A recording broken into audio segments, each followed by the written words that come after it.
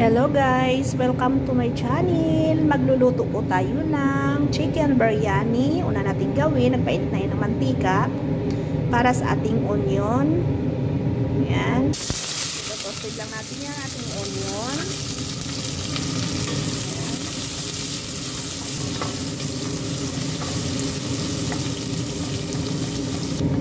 Ayan na guys.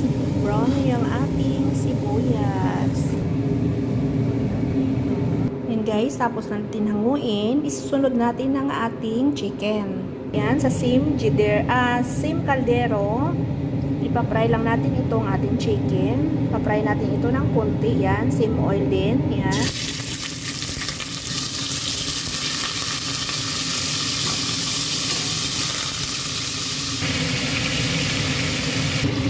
Ayan na guys, okay na to. Hindi naman natin kailangan na mag-brown talaga siya.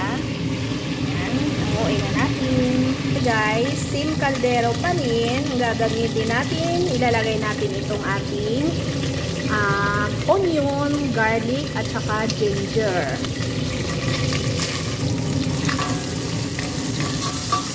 Guys, tapos maglalagay tayo nito ng darsin stick o cinnamon stick, at saka hell na buo, at saka bay leaves. Yan.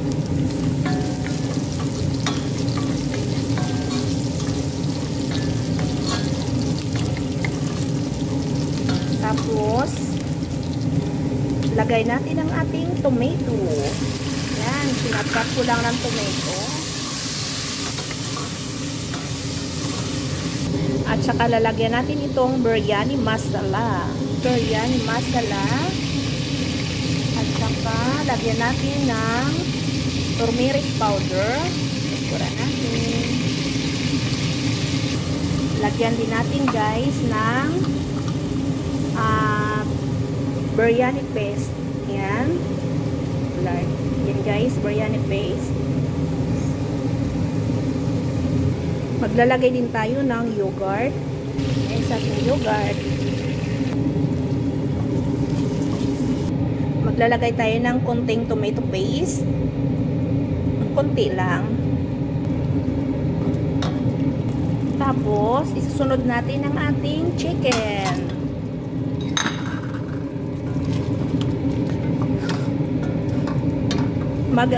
Mag-a-add lang ako guys ng green peas. Ayan, frozen yan.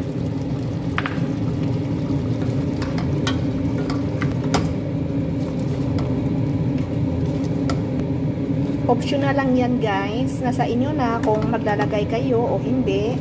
Pero ako naglagay ako niyan. Tapos maglalagay tayo ng asin at takpan natin ito.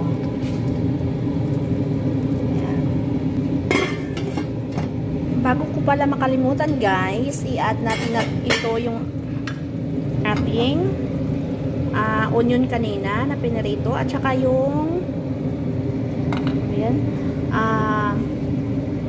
coriander, at saka mint. Ayan, chinap-chap ko lang. Kalahati lang onion na dyan guys. Hinihalo natin. Mix natin dyan.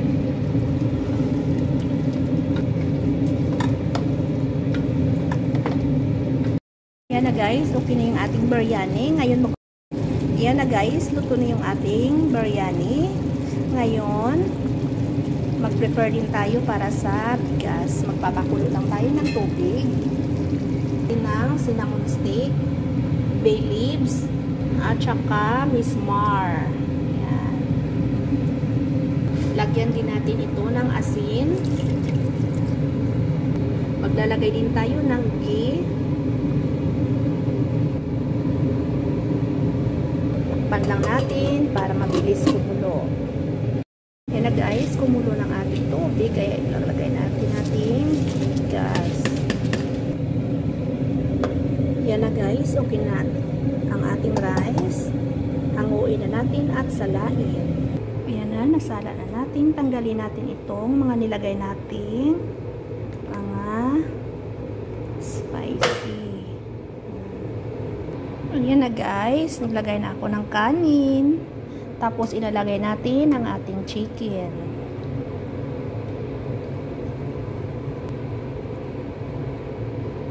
Yan na guys, nilagay ko na yung chicken. Tapos, susunod, lalagyan natin ulit ito ng kanin. Yan na guys, tapos lalagyan natin ito ng zaparan. Pan lang natin ito guys, at saka lutuin ulit sa mahinang apoy. Kainaan natin.